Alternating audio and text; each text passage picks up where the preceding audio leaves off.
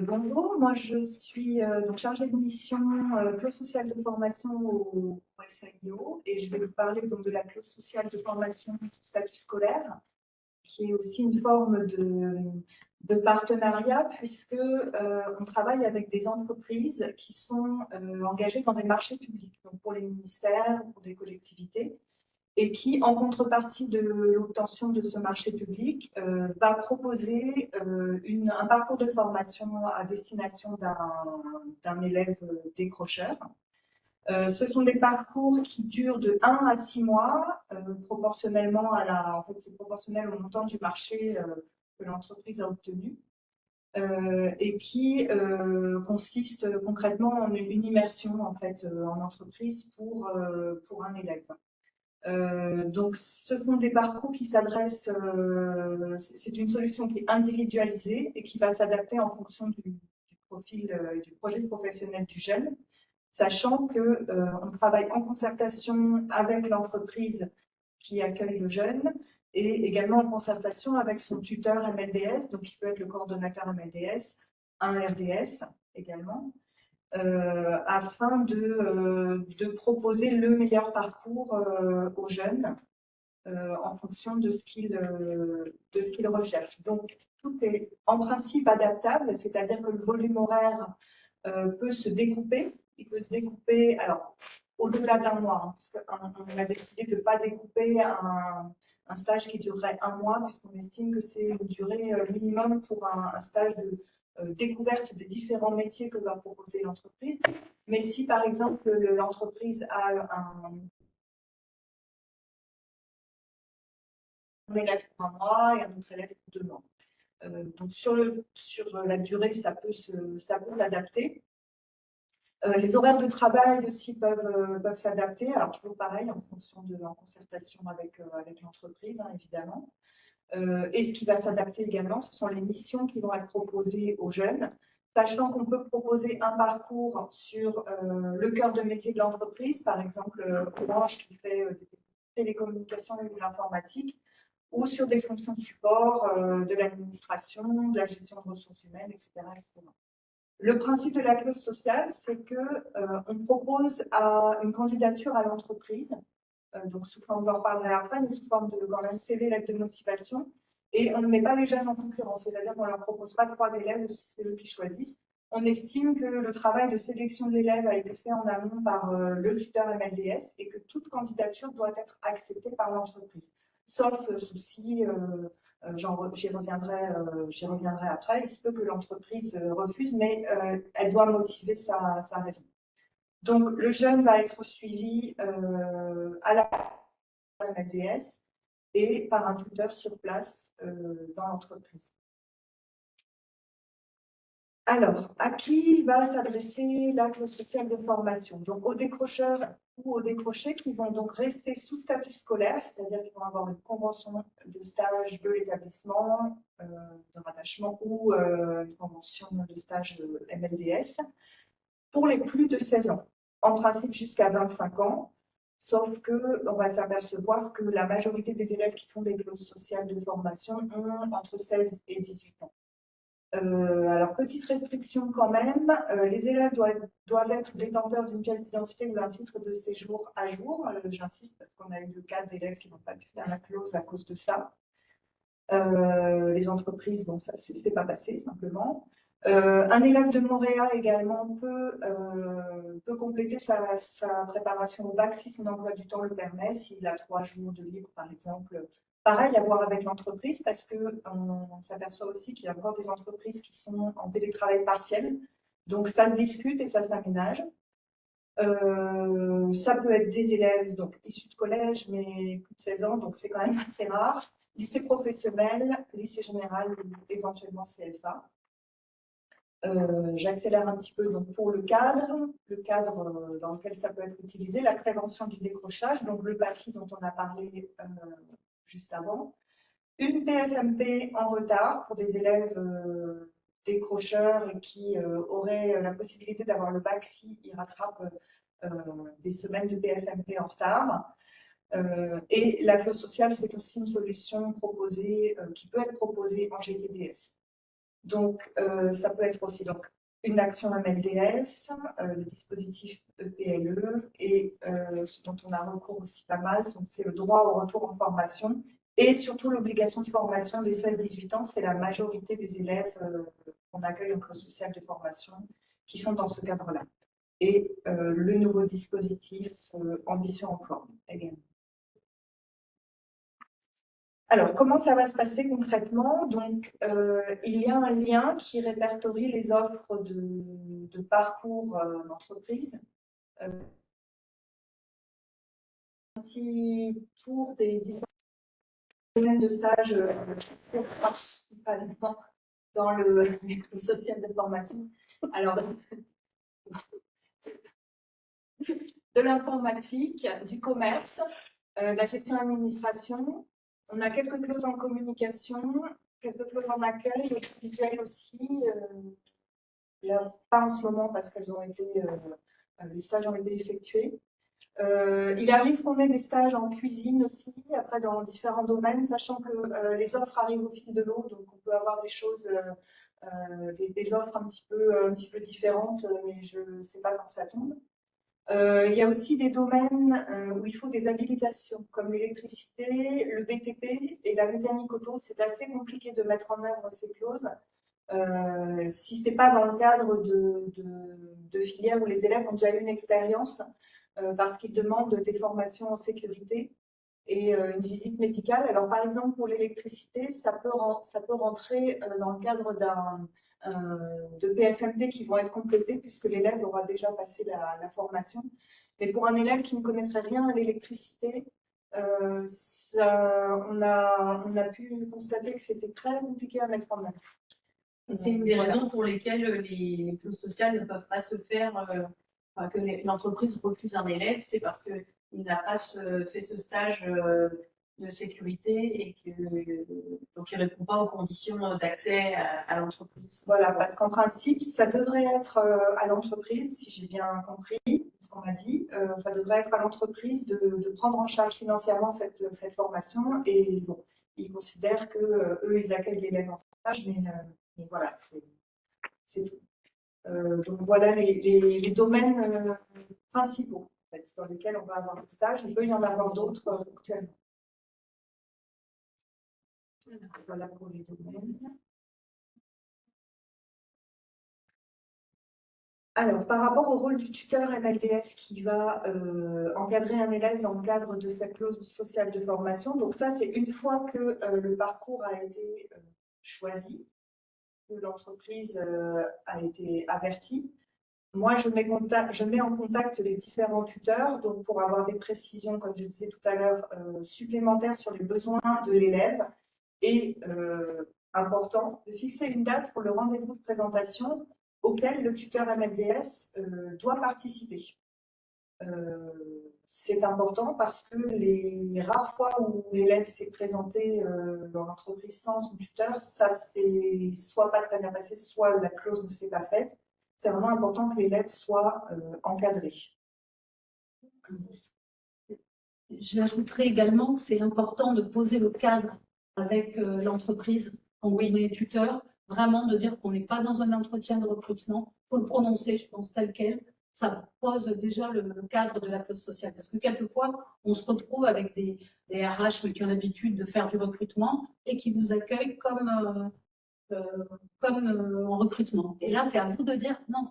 Alors, je le précise en principe avant à l'entreprise en leur rappelant, en leur disant ou en leur rappelant que la réunion, ça ne sera pas un entretien d'embauche, c'est bien un rendez-vous de présentation. Donc, on part du principe que l'élève va faire son stage dans l'entreprise et qu'on est là pour déterminer donc, ses besoins en termes de mission, les aspects pratiques, toute question qui peut être abordée sur ce qu'il va faire réellement. La présentation des locaux, de l'équipe, etc. etc. Voilà, donc oui, en effet, le travail, c'est arrivé qu'il y ait l'année dernière, donc des réunions qui se sont passées comme ça. Ça ne doit pas être le cas, normalement. De toute Voilà. façon, pour une première clause sociale de formation, tu peux accompagner ou en amont ou éventuellement en fonction des dates te rendre disponible pour Voilà. accompagner le tuteur MLDS, surtout quand c'est le référent décrochage scolaire ou quand c'est un CPE de l'établissement. Oui, Même ça peut être aussi un enseignant. Oui, pour Tu accompagnes en amont pour préciser l'objet de cette première rencontre entreprise jeune. Et si besoin, tu peux aussi, si tu es disponible, les accompagner. Enfin, être présente le jour de cet entretien-là. Donc voilà pour l'entretien la réunion de présentation. L'autre chose importante, c'est la convention de stage, puisque évidemment, donc, ils sont sous statut scolaire. Alors là encore, comme pour le PAFI, il faut aussi quelquefois rappeler aux parents, parce qu'on a eu des blocages aussi avec certains parents qui disaient il va être en entreprise, donc ça veut dire que vous le poussez dehors, c'est fini, il ne peut plus revenir après. Le but, c'est que le stage lui permette aussi de revenir à une orientation choisie et de repartir sur une formation. Voilà, donc ça c'est pour le démarrage. Suivre la réalisation du parcours et ajuster éventuellement les missions, les horaires, les dates, s'il y a des choses qui sont à modifier. Ah oui, par rapport à la convention de stage, puisqu'ils sont sous statut scolaire, par rapport aux dates, ça veut dire que la période où l'établissement est fermé, l'élève ne peut pas être en stage. Donc, ça peut être toutes les vacances scolaires, ça peut être aussi une semaine de vacances scolaires, la semaine où l'établissement est fermé. Éventuellement, s'il est ouvert la deuxième semaine, l'élève peut éventuellement être en entreprise, mais il faut en tenir compte aussi dans les dates qu'on va inscrire sur la convention de stage. Donc, le suivi peut se faire par téléphone. Moi, je passe quelquefois un coup de fil ou j'envoie un message pour savoir si tout se passe bien. Je reste en copie des échanges entre les tuteurs. Et à la fin, il y a un bilan final qui va être réalisé donc, avec les tuteurs au sein de l'entreprise et l'élève, qui est sous la forme d'un bilan croisé. En fait, c'est une grille de compétences assez générale qui va être remplie par l'élève et son tuteur en entreprise, qui peut être soit rempli au fur et à mesure du stage, soit à la fin. Ça permet à l'élève de se situer un petit peu par rapport à ce qu'il aura, par rapport aux compétences qu'il aura abordées. Ça permet d'envisager une suite à donner, ou en tout cas des pistes, du moins des pistes. Et c'est aussi accessoirement un document contractuel pour l'entreprise qui va justifier grâce à ça le fait qu'elle a réalisé le stage.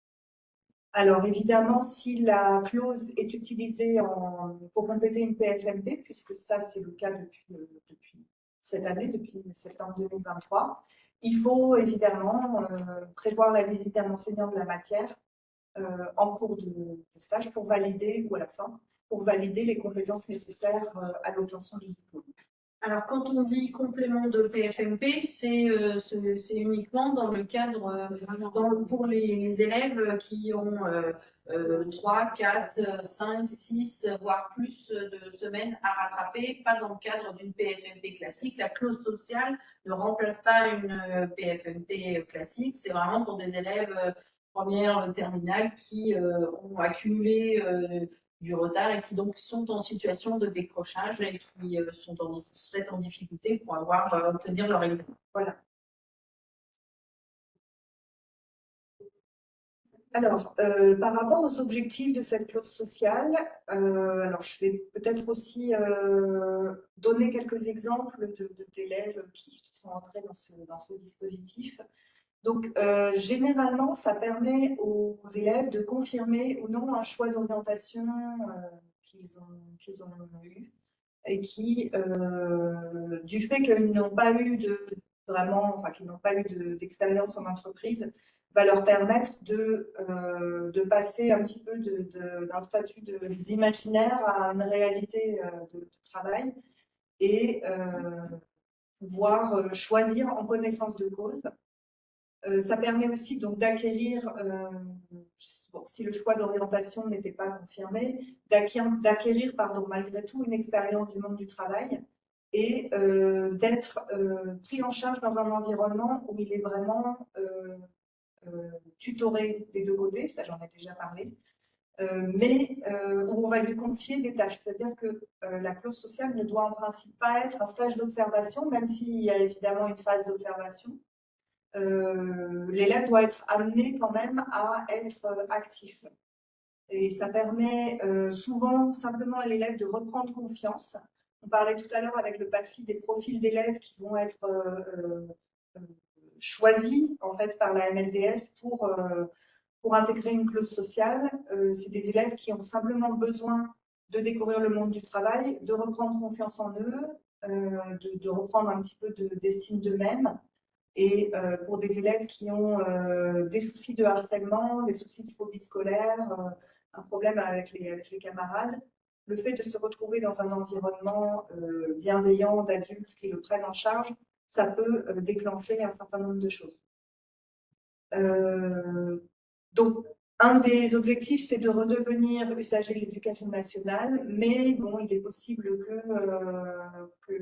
avec sur du conseil d'une entreprise, en collaboration avec ses tuteurs, l'élève parte sur un autre projet. Il y a une élève l'année dernière qui a fait un stage en cuisine qui a débouché ensuite sur une alternance, pas dans cette entreprise, mais dans une entreprise amie, on va dire. Comme le stage s'était bien passé, la référente entreprise l'a recommandé pour une alternance dans une autre entreprise. Il est possible de faire une autre clause sociale dans la limite de 6 mois. De 6 mois, c'est ça, de 900 heures. Un élève, c'est arrivé l'année dernière, un élève peut faire un mois dans une entreprise, puis un mois dans une autre entreprise du même domaine ou pas. Voilà. Il arrive aussi que l'entreprise propose en interne à l'élève un dispositif qu'elle a, par exemple un dispositif de formation en interne, un contrat d'apprentissage, j'en ai parlé, éventuellement une embauche. C'est arrivé l'année dernière c'est arrivé même en septembre là, chez Orange, un élève qui a fait un stage et qui a débouché sur une formation en interne et suivi d'une embauche. Voilà, donc ça, c'est des pistes possibles après une clause sociale de formation. Est-ce qu'il n'y a pas de... Oui, alors les documents qui sont nécessaires pour la clause sociale de formation, c'était la dernière... Voilà. Alors, oui, donc le CV, la lettre de motivation du candidat à la clause, éventuellement, mais quelquefois, ça peut se faire aussi par téléphone, une fiche de positionnement, c'est-à-dire une fiche où vous allez m'indiquer un choix d'entreprise ou plusieurs. Il arrive quelquefois qu'il n'y ait qu'une seule entreprise qui convienne au souhait de l'élève, donc voilà. S'il y a plusieurs possibilités, on les indique. Donc, soit sur une fiche de positionnement par écrit, soit par téléphone, on peut en discuter. La convention de stage, donc signée par l'élève ou ses parents, l'entreprise et l'établissement, qui est nécessaire pour commencer le stage. Alors, par rapport au modèle de convention, moi, je fournis une convention de stage qui est un modèle de PFMP qui est adapté pour la clause sociale de formation. Vous pouvez aussi utiliser les conventions de stage de l'établissement. Le modèle doit être voté au CA, je crois, mais ça fonctionne dans les deux cas. Et le bilan croisé, dont j'ai parlé tout à l'heure, que je vous fournis aussi, c'est une grille au format Word avec des compétences à cocher. Pour les papiers, en tout cas, c'est tout ce qu'il faut pour la clause sociale de formation. Voilà. Je ne sais pas si c'est bien expliqué. Je pense qu'il y a des questions. Oui, tu as abordé tous les points. Là, vous êtes prêts avec tous ces renseignements pour appeler Candice dès demain matin. Alors, il y a le lien avec les offres qui sera en ligne dans le diaporama. C'est la voilà, c'est plus simple. Est-ce qu'on peut le voir? Non, je crois que ça ne va pas. Je sais pas. Alors, il arrive que le lien ne fonctionne pas quelquefois selon les versions que vous avez. Je peux, si vous me le demandez, je vous le renvoie. Et là, maintenant, c'est une façon, on va pouvoir le mettre en ligne avec nos difficultés techniques. On pensait que cette semaine serait meilleure, que ce serait plus simple, plus fluide que les semaines précédentes, mais à chaque webinaire, sa difficulté. En attendant, si vous avez des questions à poser à Candice, le lien est bon. À propos des clauses sociales, peut-être si on a été trop tard, on a été coupé, peut-être que vous. Peut-être, oui, je peux parler rapidement des délais de mise en œuvre de la clause sociale de formation qui peuvent être assez variables. Alors, pourquoi? Pourquoi? Parce que je vous ai dit tout à l'heure que toute candidature devait être acceptée par l'entreprise. Oui, sauf que moi, quand j'ai à ma disposition des offres, j'ai un contact dans l'entreprise. Quelquefois, je n'ai pas de demande tout de suite. Le temps que je contacte l'entreprise, la personne est partie, elle était remplacée par quelqu'un d'autre. Quelquefois, ça prend du temps de retrouver le bon interlocuteur pour pouvoir placer l'élève en stage. Ça, c'est des choses que j'essaye de prévenir, mais ce n'est pas toujours possible. Je contacte les entreprises en amont, mais parfois, entre le premier contact pris avec l'entreprise et la demande que j'ai émanant d'un coordo pour un élève, il y a eu encore des changements. Qu'est-ce que ça peut être également? Ça peut être le fait que, oui, c'est ça, une entreprise, normalement, doit accepter l'élève, sauf que si c'est une petite entreprise, ils vont aussi accueillir des élèves dans d'autres cadres, par exemple une clause sociale d'insertion, un alternant. Ils n'ont pas toujours les possibilités matérielles d'accueillir plusieurs stagiaires en même temps. Donc, ça peut bloquer aussi à cause de ça. Voilà, qu'est-ce que ça peut être? Ça peut être des problèmes de déménagement, de locaux. Enfin, il y a plein de raisons pour lesquelles, malheureusement, les délais de la clause sociale peuvent être anormalement allongés. Et en général, comme tu fais un travail de contact en amont, Voilà, ça peut aussi démarrer très vite en quelques jours, hein, c'est possible aussi. Donc voilà. La seule chose, c'est qu'effectivement, si je vois que c'est compliqué à mettre en œuvre, je vais peut-être à un moment donné vous indiquer, vous proposer de faire un autre choix ou de mettre en attente le temps que ça se développe, parce que je n'ai pas toujours la possibilité de vous proposer une alternative à la clause que vous avez demandée. Voilà.